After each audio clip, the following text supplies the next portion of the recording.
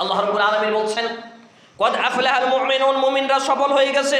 সূরা আল মুমিনুন 23 নম্বর সূরা 18 নম্বর পারা 442 নম্বর পৃষ্ঠা আয়াত নম্বর 1। আল্লাহ রাব্বুল আলামিন এখানে আমাকে এবং আপনাকে জানালেন মুমিন ব্যক্তিরা সফল হয়েছে। মুমিন কি আমি আপনি হতে পেরেছি?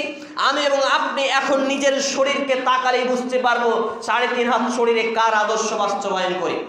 প্রায় যুবক, চ্যালেঞ্জ করছি আমি, মিডিয়া সহ এর আগেও করেছি, প্রায় যুবক আজকে ইহুদি এবং খ্রিস্টানের অনুসারী। প্রায় যুবক ওই যে আপনারা খান বলেন না, ফিল্ম জগতের 3টা খান নাকি আপনাদের আইডিওলজি, তাদের সঙ্গে কিয়ামত হবে আপনার, তাদের সঙ্গে হাসর হবে আপনার, তাদের সঙ্গে আপনি জাহান্নামে যাবেন। কারণ আপনার আদর্শ তো করা হয়েছিল নবী মুহাম্মদ রাসূলুল্লাহ সাল্লাল্লাহু আলাইহি সাল্লামকে। আপনি রাসূল সাল্লাল্লাহু আলাইহি সাল্লামের আদর্শকে ছেড়ে এই লুচ্চা জগতে, ফিল্ম জগতের যত নায়ক নায়িকা কাজ করে, এরা নায়ক নায়িকা নয়, এরা লুচ্চা এবং লুচ্চায়ন আইডিওলজি আপনি বানিয়ে চুল কেটেছেন। এদের ধরন দিয়ে আপনি ড্রেস পোশাক পরেন, তাহলে আপনিও তাদের দলে লুচ্চার দলে সামিল হয়েছেন। শুধু তাই নয়, আরে আপনি তো হয়েছেন আপনার বাপ হয়েছে দাইয়ুস, আর দাইয়ুস হচ্ছে সে আল্লাযী ইয়াকুরু ফিল আহলিল খাবাইস।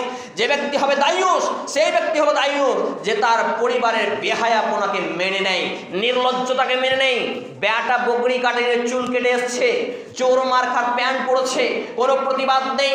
বেটি ঢং ঢং করে স্কুল কলেজ ইউনিভার্সিটি যায়, বোরখা কি বুঝে না, বোরখা নাকি বুড়া লাগে, বোরখা নাকি জঙ্গিদের পোশাক, দাড়ি রাখা কি বুঝে না। এমন ছাগল মার্কা নামধারী মুসলমানদের মুসলমান সমাজে বসবাস করার অধিকার কে দিল? এইরকম বলদ মার্কার ব্যক্তিদেরকে মুসলমান দাবি করার পরিচয় কে দিল? এই সব ছাগল মার্কা লোকেদের জানাজা কে পড়ায়? আমি তো হাবিবুল্লাহ পড়াই না বিগত 17 বছর যাব। এই সব ডেরমা মার্কা নামধারী মুসলমানদের আজকে মসজিদ মারা গেলে তাদের মসজিদে মাইকে এলান কেন হয়? কেন তাদের জানাজা হয়? কেন তাদের গোসল হয়? কেন তাদের মুসলমানদের কবরস্থানে দাফন হয়? আরে তাদেরকে তো বকরি আর কুত্তা সিরিয়াল মরে গেলে যেমন গেঁড়ে দেয়, গন্ধ ছুটবে বলে এরকম গেঁড়ে দিতে হবে। এদের গোসল নেই, এদের জানাজা নেই, এদের কবরস্থান নেই, যেখানে সেখানে এদেরকে পুঁতে দিতে হবে। কিন্তু আপনি বলছেন ক্ষমতা তো তাদের হাতে। এই ক্ষমতা একদিন পিঠের চামড়া সহ উঠে যাবে। এই ক্ষমতা ছিনিয়ে নেওয়া হবে কিয়ামতের পূর্বে, যখন ঈসা আলাইহিস সালামের আগমন ঘটবে, তার পূর্বে যখন ইমাম মাহদী আলাইহিস সালামের আগমন ঘটবে।